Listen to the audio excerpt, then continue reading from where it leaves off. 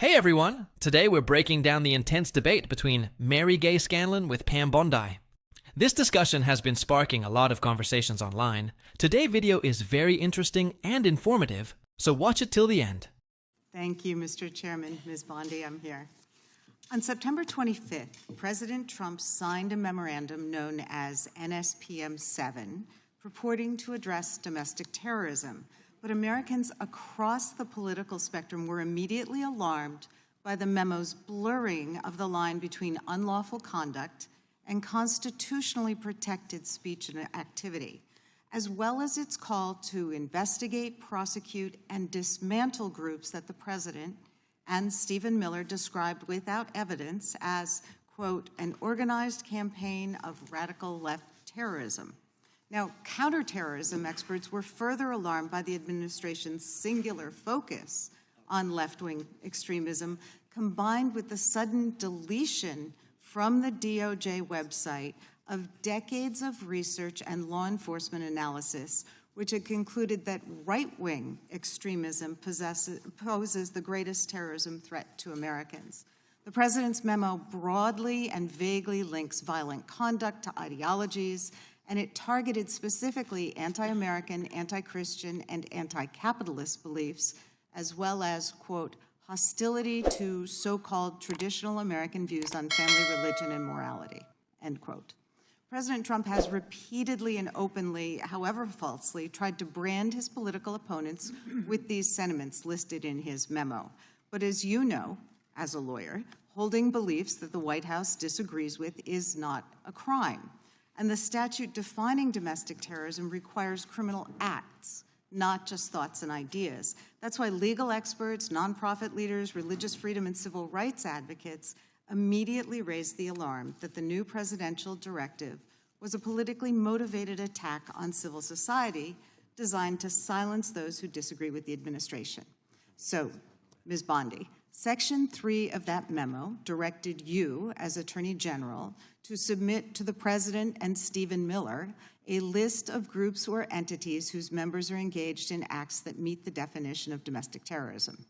And then on December 4th, you directed the FBI to work with a variety of law enforcement entities to compile a list of groups and entities engaged in such acts by January 3rd, 2026, and to update that report every 30 days thereafter. So can we assume that you or persons under your direction at the Department of Justice have prepared that list of groups or entities who are designated as domestic terrorist organizations? And I just remind you that's a yes or no question. Did you prepare I'm not going the to list? answer it yes or no, but what I will say is I know Antifa is part of that. I will talk to you about that. I'm reclaiming my time. I asked you whether you an prepared Antifa member a was list. arrested in Minneapolis I'm federal reclaiming court for my cyber time. stalking. Did you they have ask a question list? and don't want an answer. The answer is yes or no. Time belongs to the gentleman from Pennsylvania. Gentle lady can proceed. Okay. So will you commit to providing this committee with any list of organizations that you have recommended be designated as domestic terrorist organizations? We will comply with the law in all matters. Will you commit to provide this committee with your list of entities that you recommend be designated as domestic terrorist organizations? I'm not going to commit to anything to you because you won't let me answer questions. Let's unpack it quickly. Scanlon hammered Bondi on NSPM 7, signed September 25th, accusing it of vaguely linking violence to ideologies like anti-American, anti-Christian, anti-capitalist beliefs, and hostility to traditional views on family, religion, morality. She demanded yes-no answers on secret lists of targeted groups, blasted political bias favoring right-wing threats while downplaying left-wing extremism, and warned this kind of government overreach could doom the administration like McCarthy or Nixon. Bondi confirmed Antifa on the list, but refused commitments to share it with Congress, deflecting to public safety and accusing Scanlon of not letting her answer. The exchange got tense with interruptions, insults, and evasion, highlighting fears of silencing dissent. If you're following how this DOJ handles domestic threats and free speech, this clip is explosive. Subscribe and hit the bell. These battles are far from over. Hearings like this often stay civil, but Scanlon brought urgency and precision. No games. The core issue, NSPM-7 directing DOJ FBI to compile lists of domestic terrorist organizations, updated every 30 days, submitted to Trump and Stephen Miller. Critics warn it blurs criminal acts with protected speech, targets ideologies, and risks abusing power against opponents.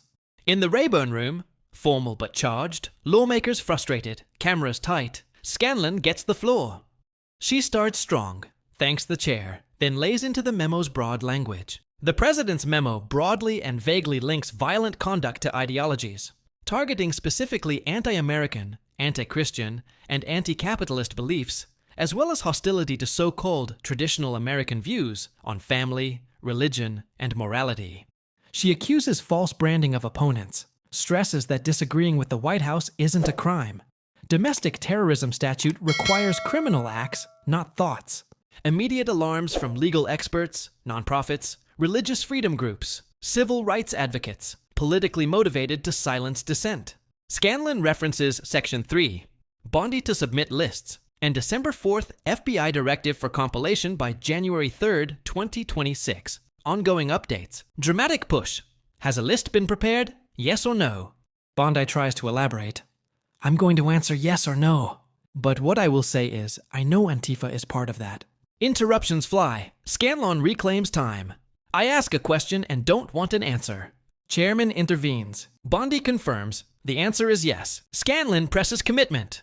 Provide the committee any list of recommended domestic terrorist organizations. Bondi deflects. We will comply with the law in all matters. Scanlon repeats demand. Bondi refuses. I'm not going to commit to anything to you because you won't let me answer questions. Scanlon retorts, okay. Well, then we do understand that your current position is that you have a secret list, and you won't share it with Congress. Escalation peaks. Scanlon accuses belief that designated groups have no recourse, unlike foreign terrorist designations with contest rights. I think we get it. You don't want to answer the question. Bondi snaps, you don't get anything regarding public safety. Scanlon thanks for the insult, calls Bondi unprepared.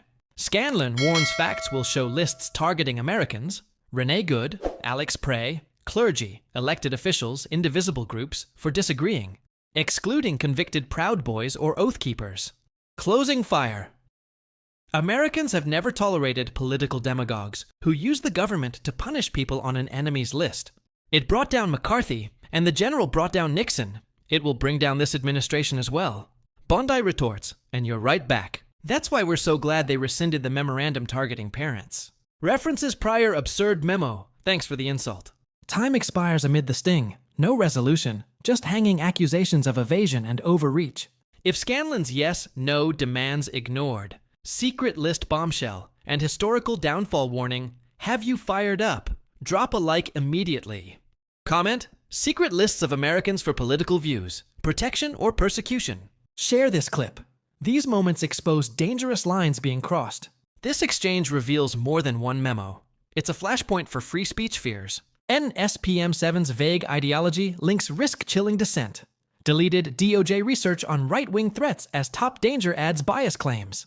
When an AG confirms Antifa inclusion but stonewalls full disclosure, trust erodes. Bipartisan concerns from experts highlight potential abuse. The hearing rolled on, but Scanlon's segment stood out.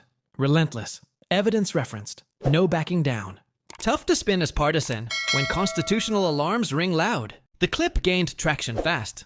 Yes, no evasion. Secret list accusation. Nixon-McCarthy parallels. If government targeting opponents worries you, share now. Scanlon forced the record. No easy outs. This story keeps unfolding. Oversight threats if lists stay hidden or bias confirmed. Contempt possibilities loom. Civil liberties groups watch. Survivors from other scandals echo demands for even-handed justice. Bondi's deflections only amplify scrutiny. When questions get insulted instead of answered, pressure builds. In those charged minutes, Scanlon exposed the gap between public safety claims and secrecy.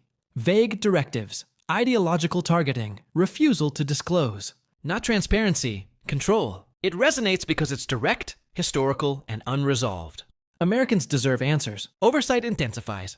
The fight continues. Subscribe now. Turn on the bell for updates, next probes, list demands, free speech fallout. This isn't closing, it's opening wider. Share this video, check related hearing clips, stay engaged.